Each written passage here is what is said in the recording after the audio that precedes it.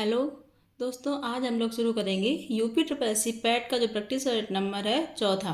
तो वो हम लोग देखेंगे। क्वेश्चन नंबर जीके के कुछ क्वेश्चंस हैं इंपॉर्टेंट, देख लेते हैं हम लोग। जैन धर्म के असली संस्थापक माने जाते हैं। जो जैन धर्म के असली संस्थापक थे वो कौन थे? रिसालनाथ, नेमिनाथ, पार्श्वनाथ या वर्धमान महावीर। वैसे जो जैन धर्म था वो जैन धर्म की शुरुआत किसने की थी? तो जैन धर्म की जो शुरुआत थी वो तो हमारे ऋषभ देव ने की थी। किसने की थी? ऋषभ देव ने। लेकिन उसने ये पूछा ही नहीं कि इसकी शुरुआत किसने की थी। उसने पूछा है कि जैन धर्म के जो असली संस्थापक हैं वो कौन है। तो किसे मानते हैं? वर्धमान महावीर को मानते हैं। अब जो वर्धमान महावीर कभी कभी ये पूछ लेता है कि ये महावीर जो थे ये कौन से नंबर के थे। तो ये कौन से नंबर के थे? 24वें नंबर के। ठीक है। और पार्श्वनाथ जो थे वो कौन से नंबर के थे? तो ये 23वें नंबर के थे।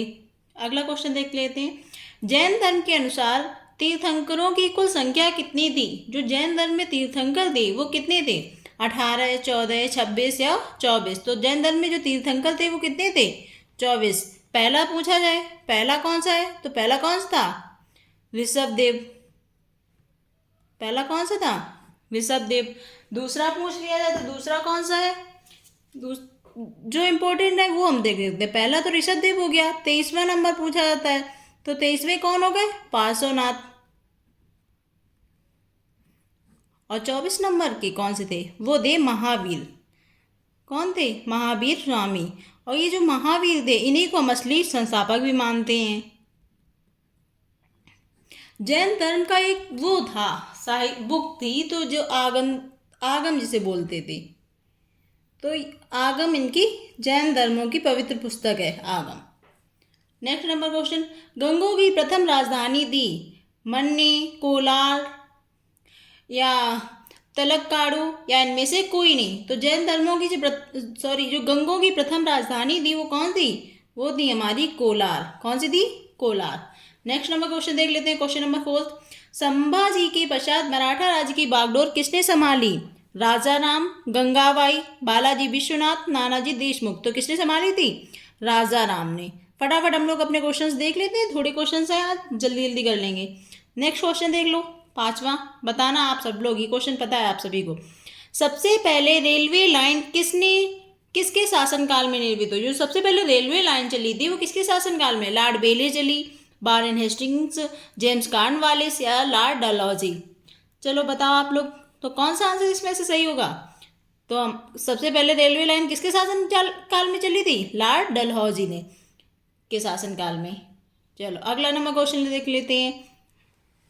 भारत के फॉरवर्ड ब्लॉक के संस्थापक कौन थे? जो भारत में फॉरवर्ड ब्लॉक की स्थापना हुई थी उसके संस्थापक कौन थे? अशोक मेहता, जे.वी. कृपलानी, आशफ अली या सुभाष चंद्र बोस।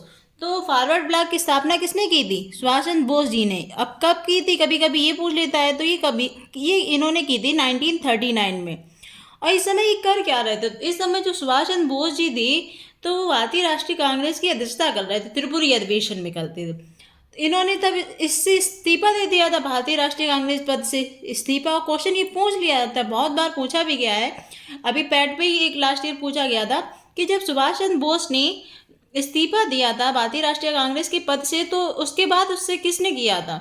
तो किसने किया था? डॉक्टर राजेंद्र प्रसाद ने। अगला क्वेश्चन, क्वेश्चन नंबर 7। सरफरोशी की तमन्ना कविता किसने लिखी?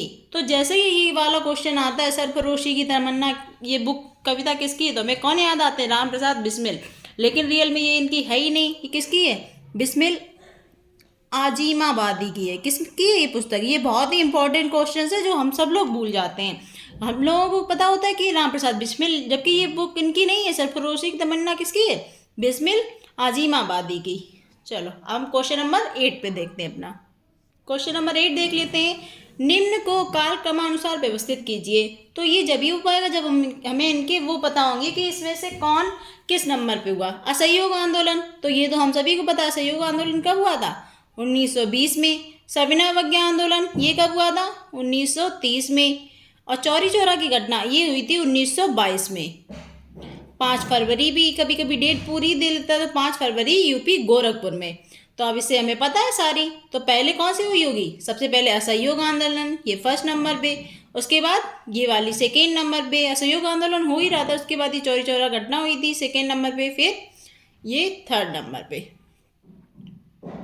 नेक्स्ट क्वेश्चन देखते हैं, महात्मा गांधी किसकी कृतियों से अत्यधिक प्रभावित थे? तो Bernard Shaw, Karl Marx, Lenin, Leo Tolstoy. तो किसकी कृतियों से महात्मा गांधी सबसे ज़्यादा प्रभावित हुए थे? तो वे हुए थे लियो टॉल्स्टॉय की। किसकी कृतियों से हुए थे? Leo Tolstoy. क्वेश्चन नंबर अगला देख लेते हैं, क्वेश्चन नंबर 10वां। बस हम लोगों के आज बस 10 ही क्वेश्चन है और कुछ महत्वपूर्ण संविधान संशोधन है वो देख लेंगे। तो क्वेश्चन क्या है, संविधान में मौलिक कर्तव्य जोड़े गए। जो संविधान में मौलिक कर्तव्य जोड़े गए थे वो कब जोड़े गए थे?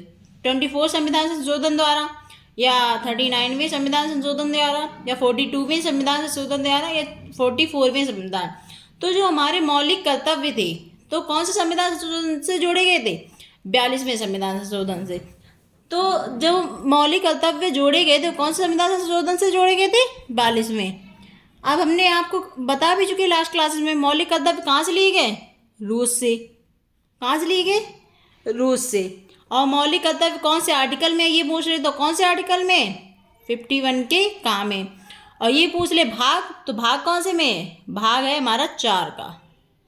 भाग कौन सा है हमारा? 4 का। चलो नेक्स्ट क्वेश्चन। अब हम कुछ इंपॉर्टेंट संविधान संशोधन है जो इस क्लास में हम लोग आप और देखेंगे, बस इसके बाद हमारी क्लास खत्म हो जाएगी। सबसे पहला संविधान जो संशोधन हुआ था वो कब हुआ था? 1951 में। बस रिवाइज करने हैं, फटाफट रिवाइज कर लेंगे। तो जब 1951 में हुआ था पहला संविधान संशोधन तो क्या जोड़ा गया था? 9वीं अनुसूची जोड़ी गई। क्या जोड़ा गया था? 9वीं अनुसूची जोड़ी गई थी। क्वेश्चन नेक्स्ट देखते हैं, 7वां संविधान संशोधन हुआ वो कब हुआ? 1956 में। 1956 में हुआ तो इस संशोधन के द्वारा क्या किया गया? भाषाई आधार पर राज्यों का पुनर्गठन होने लगा। क्या हुआ था? भाषाई आधार पर राज्यों का पुनर्गठन। नेक्स्ट 21वां संविधान संशोधन हुआ कब हुआ? 1967 में। जब 21वां हुआ तो उसमें कौन सी भाषा जोड़ी गई? सिंधी भाषा। अगर हम इसका क्रम भूल जाए तो जिस क्रम में संशोधन हुए उसी हिसाब से भाषाएं, पहले 1, फिर 3, फिर 4। अगला देखो 71वां संविधान संशोधन जो हुआ वो कब हुआ? 1992। क्योंकि हमने एक भाषा ले ली है तो जब हमारा संविधान बना था उस समय कितनी भाषाएं थी? 14। अब कितनी है? अब है 22। तो ये जो बाद वाली भाषाएं हैं वो कौन कौन सी जोड़ेंगी? तो एक तो ये होगी सिंधी, 15वीं नंबर की हो गई। अब आगे देख लेते हैं, 71वां संविधान संशोधन 1922 में हुआ तो कौन सी भाषा जोड़ी गई? इसे हम नमक भी बोलते हैं या मनका भी बोल लेते हैं कुछ लोग, मनका या नमक, जो भी आप लोगों को सही लगे। तो N for Nepali, M for Manipuri और K फॉर कोंकणी। 3 भाषा होगी तो कितनी होगी हमारी? 14, 15, 16, 17। अभी और बची हैं वो भी देख लेते हैं। 92वां संविधान संशोधन, तो 92वां संविधान संशोधन कब हुआ? 2003 में। 2003 में हुआ तो इसमें भी कुछ भाषाएं जोड़ी गई इस संविधान संशोधन से। तो इस संविधान संशोधन से हमारी 4 भाषाएं जोड़ी गई। तो उन 4 भाषाओं को हम इस तरीके से और देख लेते हैं, BDMS। क्या देख लेते हैं? BDMS।